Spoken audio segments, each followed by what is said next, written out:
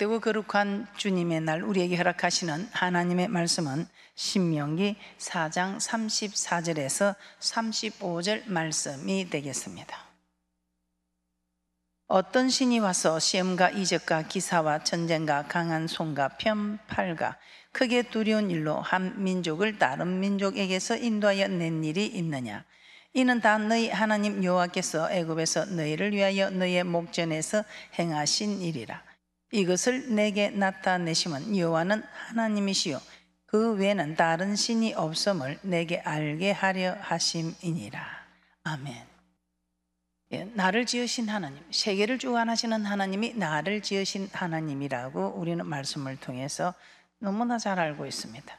그런 하나님이 나를 구원하셨다, 나를 구원하신 하나님이다. 오늘 두 번째 시간으로 말씀을 받도록 하겠습니다. 천지 만물을 창조하신 하나님이 세계를 주관하고 계십니다. 세계를 주관하고 계시는 이 하나님이 나를 지으셨고 나를 구원하신 하나님입니다. 우리 하나님 아버지께서 이 천지 만물을 창조하시고 우리를 구원하신 하나님께서 오늘도 우리에게 무엇이라고 말씀하고 있습니까?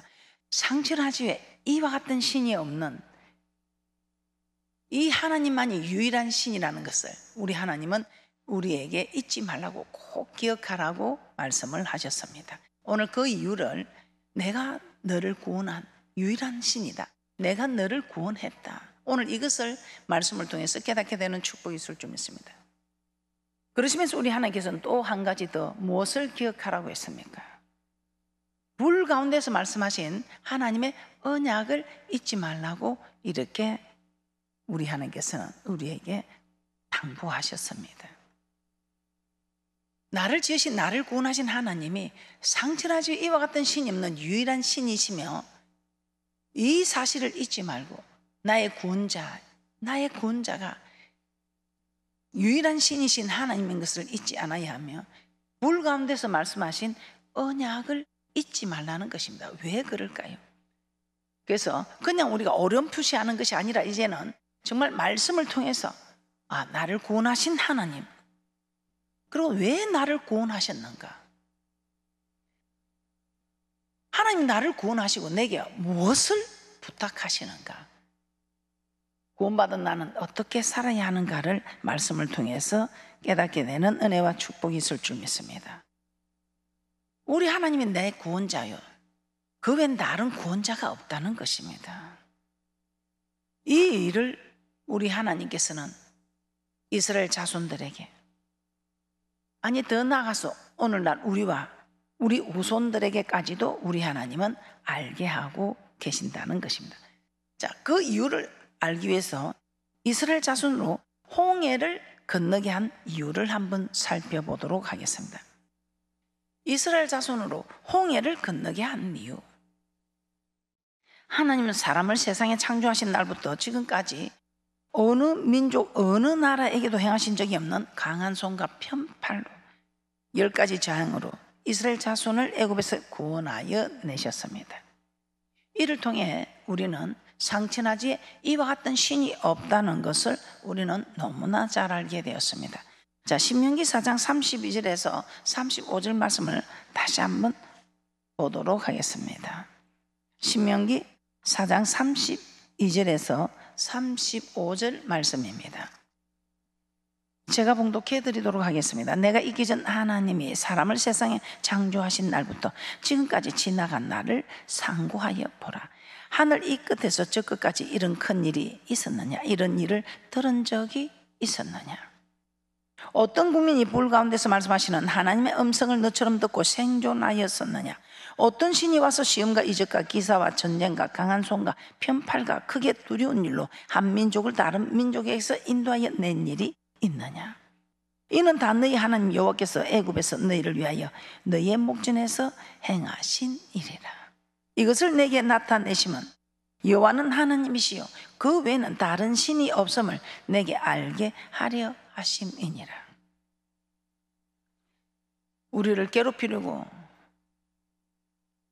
우리에게 고통 주려고 이런 10가지 재앙을 허락하신 것이 아니라 나를 지으신 하나님, 나의 구원자가 되시는 이 하나님이 얼마나 대단한 하나님인가를 우리에게 나타내사, 그래야 우리가 하나님을 섬기는데 힘있게 섬기라고, 우리 하나님을 섬기면서 마음을 다하고 힘을 다하고 뜻을 다하고 목숨을 다해 사랑할 수밖에 없는, 섬길 수밖에 없는 대단한 하나님임을 우리에게 깨닫게 하시기 위하여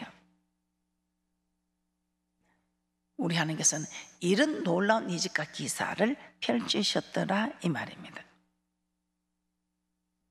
그런데 웬일입니까? 우리 하나님께서는 이스라엘 백성들을 애굽에서 구원하여 내신 후에 적시로 그들에게 가나안 땅으로 인도한 건 아니었습니다. 구원하여 내셨으면 바로 적시로 가나안 땅으로 기업을 허락해 주면 좋은데 출애굽 여정을 살펴보면 그렇지가 않다는 것입니다. 또한 웬일입니까? 가나안으로 가는 길은 블레셋 사람의 땅을 통과하면 정말 쉽게 갈 수 있습니다. 그런데 블레셋 사람의 땅을 통과하지 않고 홍해의 강야길로 돌아 들어가는 길을 우리 주님께서는 택하고 있습니다. 왜 가까운 블레셋 사람의 길을 택하지 않고 홍해 강야길을 택하셨을까요? 출애굽기 13장 17절에서 18절입니다. 제가 봉독해 드리도록 하겠습니다. 바로가 백성을 보낸 후에 블레셋 사람의 땅의 길은 가까울지라도 하나님의 그들을 그 길로 인도하지 아니하셨으니 이는 하나님이 말씀하시기를 이 백성이 전쟁을 보면 뉘우쳐 애굽으로 돌아갈까 하셨습니다. 그러므로 하나님이 홍해의 강야 길로 돌려 백성을 인도하시매 이스라엘 자손이 애굽 땅에서 항우를 지어 나올 때에, 이렇게 우리 하나님께서는 가까운 블레셋 사람의 길을 통과하지 않으시고 홍해 강야 길로 인도하셨습니다. 왜냐고요? 그들이 블레셋 사람의 길을 통과하면서 전쟁을 하게 되면 그냥 전쟁을 보고 두려워 그들이 뉘우쳐 돌아갈까 했어. 우리 하나님께서는 블레셋 사람의 길을 택하지 않고 애굽에서 홍해의 강야 길로 인도하셨다는 것입니다. 그리고 웬일입니까? 이 홍해 길로 걷는데 그들이 어떤 또 어려움을 만나게 되었습니까? 앞은 홍해가 가로막고 있고 뒤에는 바로가 마음이 강팍해져 다시 병사들을 거느리고 쫓아오는 그런 일들이 벌어지게 됩니다. 이런 진퇴양난의 기로에서 우리 하나님께서는 또한 그들에게 홍해를 갈라서 그들로 마른 땅과 같이 건너게 하는 기적을 행하셨습니다. 과연 하나님께서 이와 같이 이스라엘 자손으로 홍해를 건너게 하신 이유는 무엇일까요? 우리 하나님께서는 블레셋 사람의 길을 가지 아니하고 홍해를 건너게 하신 이유는 이들이 전쟁을 보면 뉘우쳐 돌아갈까 하는 이유도 있지만 참으로 우리 하나님께서는 이 홍해의 길을 택한 것이 우리 하나님께서 우리를 구원한 구원자이심을 고백하게 하시려고 또한 홍해의 길로 인도하셨다는 것입니다.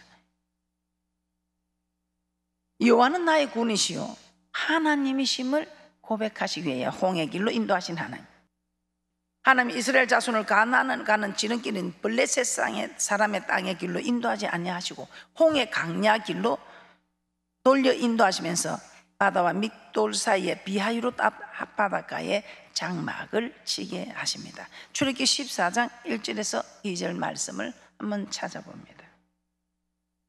출애굽기 14장 1절에서 2절입니다. 여호와께서 모세에게 일러 가라사대 이스라엘 자손을 명하여 돌쳐서 바다와 믹돌 사이에 비하히롯 앞 곧 바알수본 맞은편 바닷가에 장막을 치게 하라. 그리고 우리 하나님은 다시 바로의 마음을 강팍하게 합니다. 그렇게 하면서 우리 하나님께서는 참으로 이스라엘을 이 바로의 마음을 강팍하게 해서 이스라엘을 추격하게 합니다. 출애굽기 14장 3절에서 9절 말씀 한번 찾아보도록 하겠습니다. 출애굽기 14장 3절에서 9절 말씀입니다.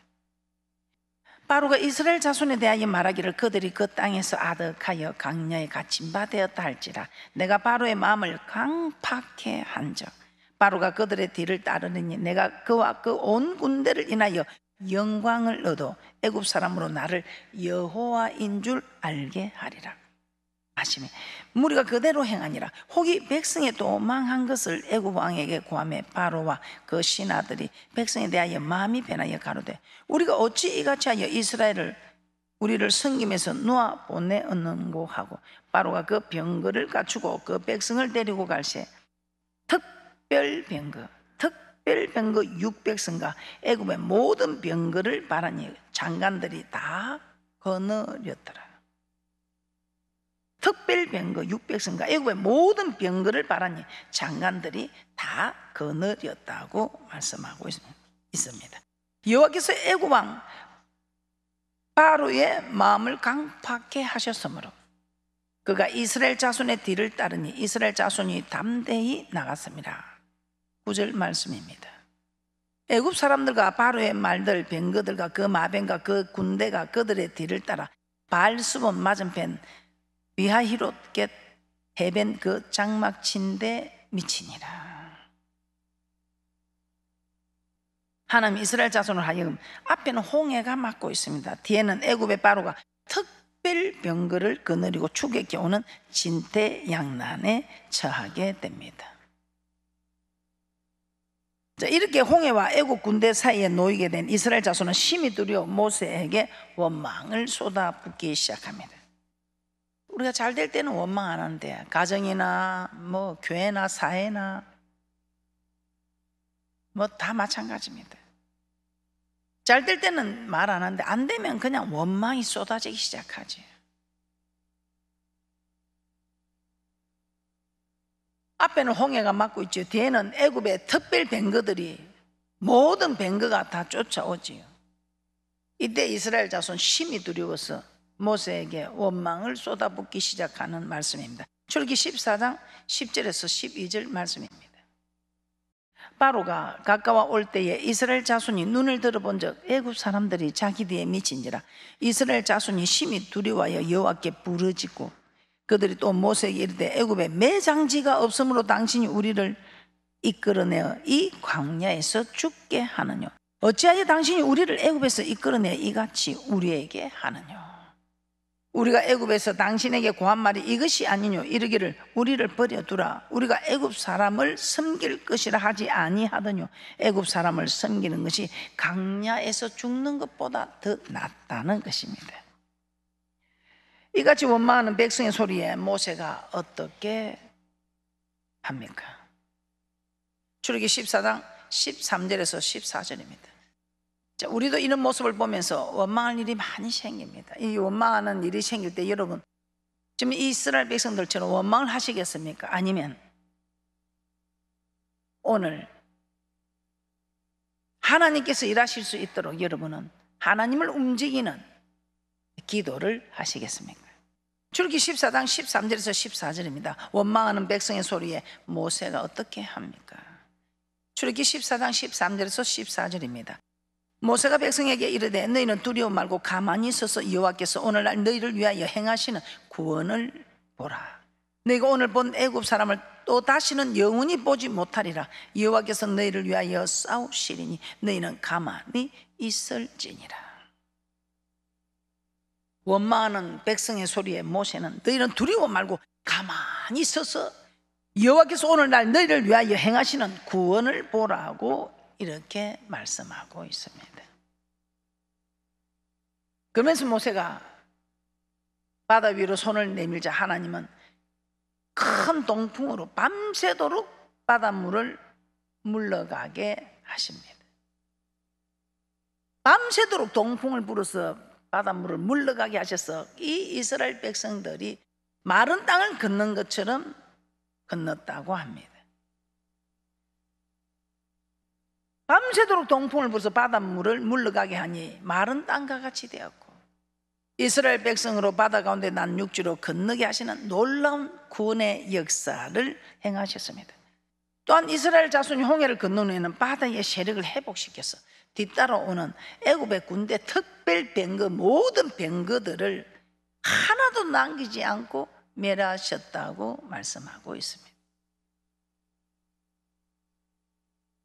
오늘 이 구원하시는 하나님, 진퇴양난 속에서 이렇게 구원하시는 하나님을 여러분이 섬기고 있습니다.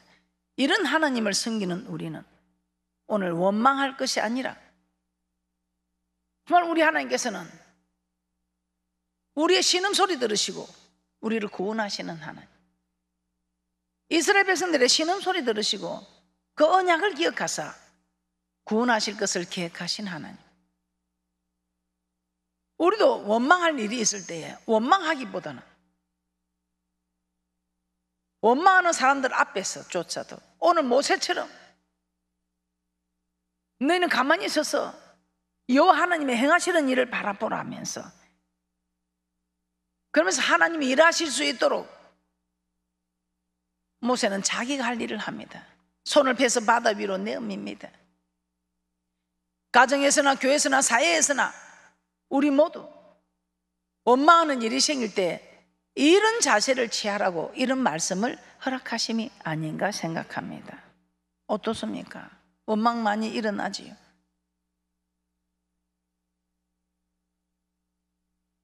자녀들이 원망할 때 우리는 어떻게 합니까? 그 원망하는 입을 막으려고 하는 것이 아니라 하나님의 하시는 일을 보여줄 수 있도록 모세처럼 우리는 손을 들어 바다 위로 내어내면서 하나님의 구원의 역사를 나타내 해달라고, 너는 내게 부르짖으라 내가 내게 응답하겠고 크고 비밀한 일을 보이시리로 하신 하나님의 역사를 나타내는, 하나님의 기적을 보이는, 두려워하지 않고 놀라지도 말고 너희는 가만히 있어서 하나님의 행하시는 일을 보라는 이 말씀의 축복이 여러분에게 주는 오늘 영생 얻는 말씀의 축복인 줄 믿습니다. 출애굽기 14장 21절에서 30절 합독합니다. 시작. 모세가 바다 위로 손을 내어 민대 여호와께서 큰 동풍으로 밤새도록 바닷물을 물러가게 하시니 물이 갈라져 바다가 마른 땅이 된지라. 이스라엘 자손이 바다 가운데 육지로 행하고 물은 그들의 좌우에 벽이 되니 애굽 사람들과 바로의 말들 병거들과 그 마병들이 다 그 뒤를 쫓아 바다 가운데로 들어오는지라. 새벽에 여호와께서 불 구름 기둥 가운데 애굽 군대를 보시고 그 군대를 어지럽게 하시며 그 병거 바퀴를 벗겨서 달리기에 극난하게 하시니 애굽 사람들이 가로되 이스라엘 앞에서 우리가 도망하자 여호와가 그들을 위하여 싸워 애굽 사람을 치는도다. 여호와께서 모세에게 이르시되 내 손을 바다 위로 내어 밀어 물이 애굽 사람들과 그 병거들과 마병들 위에 다시 흐르게 하라 하시니 모세가 곧 손을 바다 위로 내어 밀며 새벽에 미적 바다의 그 세력이 회복된지라. 애굽 사람들이 물을 거스러 도망하나 여호와께서 애굽 사람들을 바다 가운데서 엎으시니 물이 다시 흘러 병거들과 기병들을 덮되 그들의 뒤를 쫓아 바다에 들어간 바로의 군대를 다 덮고 하나도 남기지 아니하였더라. 그러나 이스라엘 자손은 바다 가운데 육지로 행하였고 물이 좌우에 벽이 되었었더라. 그 날에 여호와께서 이같이 이스라엘을 애굽 사람의 손에서 구원하시며 이스라엘이 바닷가에 애굽 사람의 시체를 보았더라.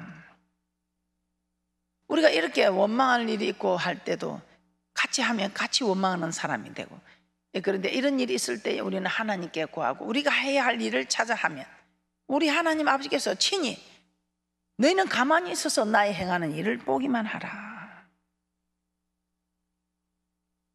나를 지으신 하나님, 세계를 주관하시는 하나님, 나를 구원하신 하나님, 상처난 집에 이와 같은 신이 없는 유일하신 하나님께서 내가 너를 어떻게 구원하나 보라. 너희는 가만히 있어서 나의 하는 일을 보라 이 말입니다. 그런데 내가 너를 구원하는 모든 일의 구원자라는 것을 알게 하기 위해서 좀 10가지 재앙으로 힘들게 했다. 블레셋 길에 가까운 길을 갈 수 있음에도 불구하고 나는 너를 좀 홍해 길로 인도해서 진퇴양난에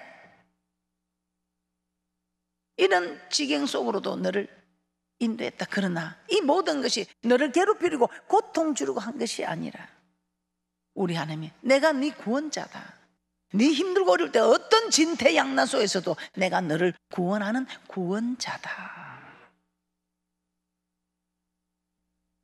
이런 놀라운 구원의 역사를 체험한 후에 이스라엘 백성에게 어떤 변화가 일어납니까? 우리는 하나님을 체험해야 합니다. 하나님을 체험하지 못한 사람은 교회 오면 하나님이 계신 것 같고 교회 오지 않으면 하나님이 없는 것 같아요. 출애굽기 14장 31절입니다. 출애굽기 14장 31절에서 이렇게 말씀하고 있습니다. 함께 합독하겠습니다. 시작. 이스라엘이 여호와께서 애굽 사람들에게 베푸신 큰 일을 보았으므로 백성이 여호와를 경외하며 여호와와 그 종 모세를 믿었더라. 여호와께서 애굽 사람에게 베푸신 이 큰 일들을 보면서 이스라엘 백성들이 여호와를 경외하며 여호와의 종 모세를 믿었다고 말씀하고 있습니다. 우리는 하나님을 체험해야 됩니다. 이렇게 체험하고 나면 그들이 원망했던 모세를 믿는 것처럼 우리는 이 하나님의 말씀이 믿어지게 되는 것입니다. 이 하나님의 말씀이 믿어지는 이것이 저는 믿음이라고 생각합니다. 이 말씀이 믿어지니까 순종할 수밖에 없다는 겁니다. 어떻습니까? 하나님을 체험하고 계십니까? 이 하나님을 체험하니까 얼마나 그 신앙이 견고하여져 갑니까? 그 원망하던 모세 말이 믿어진다고 하는 거예요. 그 원망한 모세를 믿었더라.